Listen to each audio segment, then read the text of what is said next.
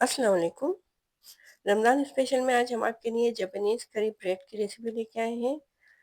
ये super crispy और crunchy bread बनाने के लिए ज़रूरी नहीं है कि आपके पास अवन ही हो।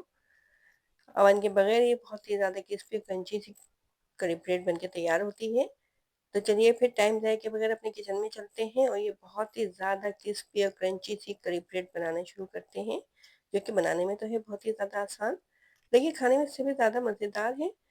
तो कड़ी ब्रेड की स्टफिंग बनाने के लिए सबसे पहले तो हमने पैन के अंदर 2 खाने की चम्मच कुकिंग ऑयल डाला है। अब इसके अंदर चॉप की हुई प्याज़ ऐड कर दिए।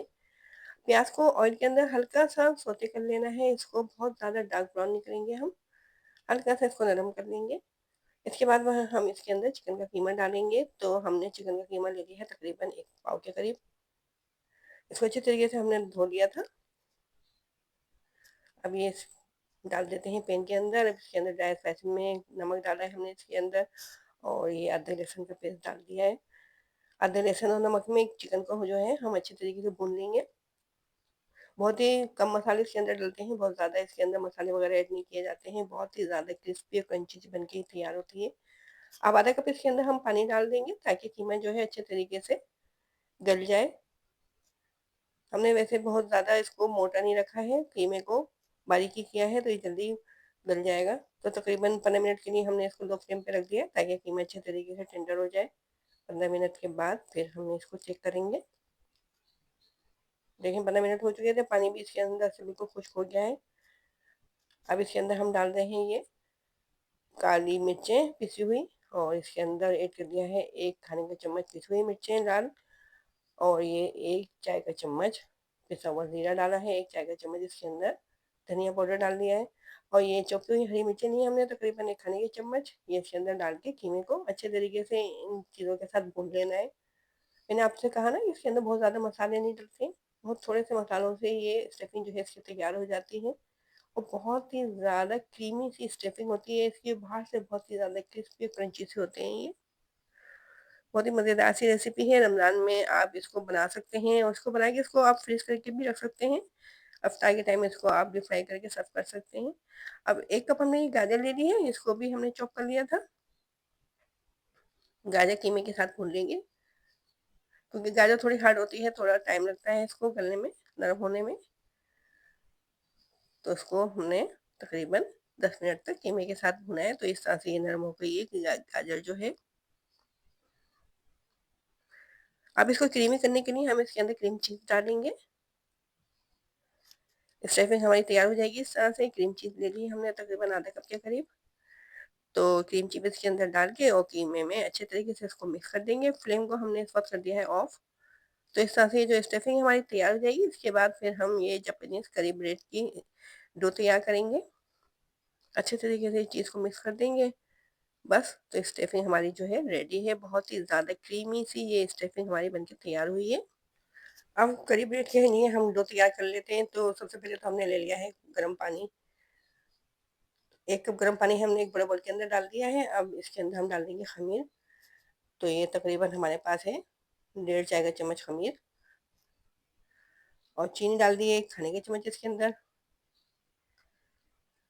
और 1 चाय का चम्मच इसके अंदर नमक और थोड़ा-सा इसके अंदर हम ऑयल डाल लें 2 खाने के चम्मच। आप चाहें तो इसके अंदर मक्खन भी डाल सकते हैं और इन तमाम चीज़ों को पानी में मिक्स कर लेंगे। तो इस तरह से जो हम डो तैयार करेंगे बहुत ज़्यादा सॉफ्ट बन के तैयार होगी। अच्छे तरीके से तमाम चीज़ों को मिक्स करने के बाद अब ये 2 कप ले लिया हमने मैदा। मैदे को डाल देंगे इसके अंदर। पहले हम चम्मच की मदद से इन तमाम चीज़ों के साथ मैदे को मिक्स कर लेंगे, फिर हाथों से इसकी नरम सी डो बना लेनी है। बहुत ज़्यादा क्रिस्पी क्रंची से ये स्नैक्स बन के तैयार होते हैं। चाहे तो आप शाम की चाय के लिए भी इनको बना सकते हैं या फिर बच्चों को अगर लंच बॉक्स वगैरह में देना चाहें तो आप इनको बना के फ्रीज़ करके रख लें। ये काफ़ी लंबे टाइम तक फ्रीज़र में रह सकते हैं। देखिए ये डो हमने गूँध लिए। अब इसको हम 2 से 3 घंटे के लिए रेस्ट पे छोड़ देते हैं ताकि अच्छे तरीके से ये फूल जाए। नरम सी डो बनाइएगा इसकी। तो बॉल को कवर कर देंगे और अगर सर्दियों का मौसम है तो थोड़ी-सी गर्म जगह पे इसको रख दीजिएगा तो ये डो जो है अच्छे तरीके से फूल जाएगी। तो 3 घंटे के लिए हमने इसको रेस्ट पे छोड़ दिया है।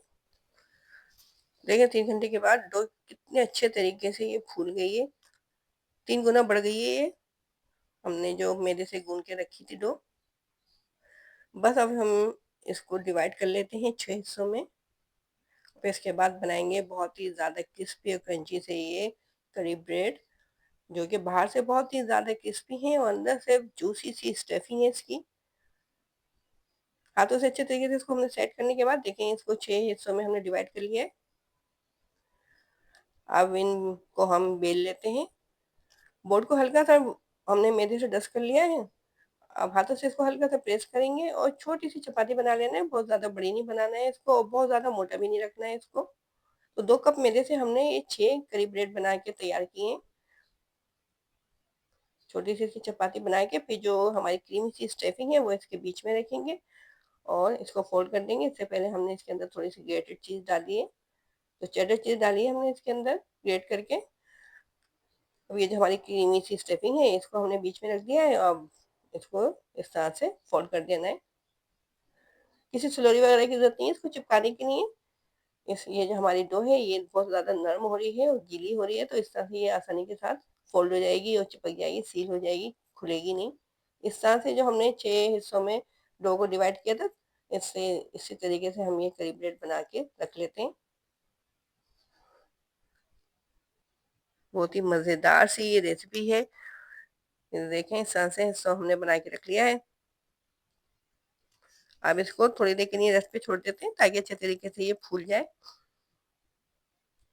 اس کو ہم نے کچن ٹاول سے کور کر دیا ہے، اب اس کو رکھ دیتے ہیں آدھے گھنٹے کے لیے ریسٹ پہ۔ اتنی دیر میں ہم اس کی کوٹنگ تیار کر لیتے ہیں۔ تو کوٹنگ کے لیے ہم انڈے لے رہے ہیں، ایک بال کے اندر ہم نے 2 انڈے ڈال کے ان کو اچھے طریقے سے پھیٹ لینا ہے، اور بریڈ کم لیں گے ہم اس کے اوپر سے کوٹ کرنے کے لیے۔ انڈوں کو اچھے طریقے سے پھیٹنے کے بعد پھر ہم بریڈ کم بھی لے لیں گے، چاہیں تو آپ اس کے اندر نمک اور کٹی ہوئی مرچیں ڈال سکتے ہیں۔ دیکھیں اب یہ انڈے کے اندر ہم یہ کری بریڈ کو ڈپ کریں گے اور اس اوپر سے اس کے بریڈ کمز لگا دیں گے۔ اب اس سٹیج پہ آپ چاہیں تو ان کو فریز کر کے رکھ سکتے ہیں اور افطار کے ٹائم ان کو ڈپ فرائی کر کے سرو کر سکتے ہیں، یا بچوں کو اگر لنچ باکس وغیرہ میں دینا چاہیں تو اس کے لیے بھی بیسٹ ریسیپی ہے، بچوں کو بھی بہت زیادہ پسند ہے یہ ریسیپی۔ اس کے لیے آپ کو اوون وغیرہ کی بھی ضرورت نہیں ہے اور جھٹ پٹ سے تیار بھی ہو جاتی ہے، اس میں بہت زیادہ ٹائم نہیں لگتا ہے اگر آپ نے ڈو سیٹ کر کے رکھی ہوئی ہے تو۔ اس طرح سے دیکھا ہم نے یہ تیار کر لیے کری بریڈ۔ اب ان کو ہم ڈپ فرائی کرتے ہیں اور پھر آپ کو اس کی فائنل لک دکھاتے ہیں۔ ان کو لو فلیم پہ ڈپ فرائی کیجیے گا کیونکہ جو ہماری ڈو ہے وہ کچی ہے، اندر تک سے ڈو کو پکنا چاہیے، تو ان کو ہم لو فلیم پر ہی ڈپ فرائی کیا ہم نے۔ ان کو دیکھیں کتنا پیارا سا گولڈن براؤن سے کلر آ گیا ان کے اوپر، تو باہر سے بہت ہی زیادہ کرسپی اور کرنچی بنے ہیں اور اندر سے اس کی جوسی سی اسٹفنگ ہے، تو بہت ہی زیادہ مزیدار سی یہ ریسیپی ہے۔ اس رمضان میں اس کو ضرور ٹرائی کیجیے گا اور کامنٹ میں بتائیے گا کہ کیسی لگی آپ کو ہماری ریسیپی۔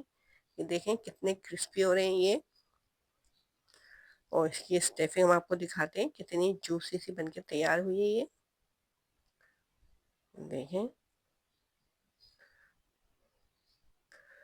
تو یہ بہت ہی زیادہ مزیدار سی ریسیپی ضرور ٹرائی کیجیے گا کیونکہ تھوڑی یونیک ریسیپی ہے، ڈفرینٹ ریسیپی ہے۔ افطار میں اس کو ٹرائی کر کے کامنٹ میں ضرور بتائیے گا کیسی لگی آپ کو ہماری ریسیپی۔